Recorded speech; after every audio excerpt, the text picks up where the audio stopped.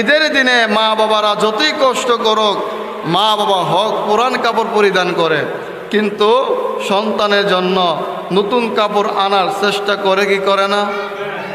চেষ্টা কীরকম চেষ্টা, মানে নিজের জীবন দিয়ে চেষ্টা করে। কারণ আমার ভাই, আমার ভাতিজা, আমাদের সমাজের লোকেরা নতুন পোশাক পরিধান করে ঈদগাহর ময়দানে নামাজ পড়তে যাবে, আমার কলিজার টুকরা সন্তান পুরান পোশাক পরবে, আমার বাবার সহ্য হতে পারে?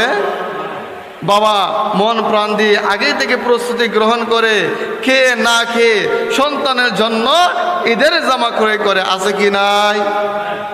কিন্তু এখানে বিষয়টা হলো, আপনার নবী আমার নবী এরকম দুনিয়ার মধ্যে অসহায় অবস্থায় বসবাস করেছেন। আপনার নবী আমার নবীর মেয়ে জামাই মাওলা আলী ইমাম হাসান হুসাইনের আব্বু দুনিয়ার মধ্যে অসহায় অবস্থায় বসবাস করেছেন। তাদের সামর্থ্য ছিল না নতুন পোশাক ক্রয় করার, বলি সুবহানাল্লাহ। ইমাম হাসান এবং হুসাইন দুই ভাই মার কাছে যায় বলে, মা গো, সমাজের সবাই তো নতুন পোশাক তারা ক্রয় করেছে, রাত পোহাইলে ঈদ, মা আপনি কি আমাদেরকে নতুন পোশাক ক্রয় করে দিবেন না? সুবহানাল্লাহ বলতেন না? ও মা, আপনি কি আমাদেরকে নতুন পোশাক ক্রয় করে দিবেন না? আমরা দুই ভাই কি কালকে পুরান পোশাক পরিধান করে ঈদগাহর ময়দানে যাব? মা ফাতেমা এই কথা শোনার পরে বাস্তব কিতাব প্রমাণ করে এত ব্যথায় বিদিত হয়েছে, তার নয়ন দিয়ে সন্তানের কথা শোনার পরে এমনিতে পানি পড়া শুরু করলো, বলি সুবহানাল্লাহ।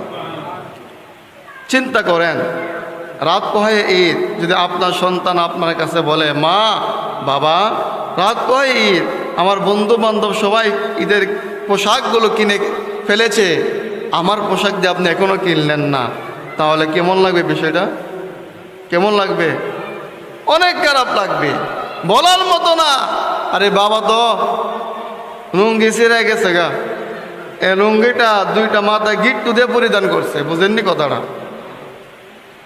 শার্ট ছিঁড়ে গেছে, এই শার্টগুলো পরিধান করছে। বাবা আপনি নতুন পোশাক কিনেন না কেন? বাবা রে, আমাদের বয়স হয়ে গেছে, আর নতুন পোশাক পরলে কি হইব, এগুলো দিয়ে ভাল লাগে। একটা একটা কথা বললে বুঝাই লাইছে।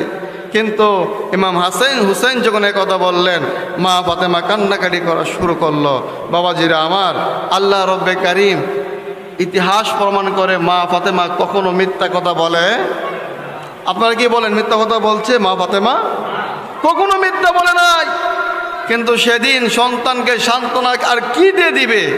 বলছে, বাবা আমি মা দর্জির দোকানে তোমাদের দুই ভাইয়ের জন্য কাপড় দিছি।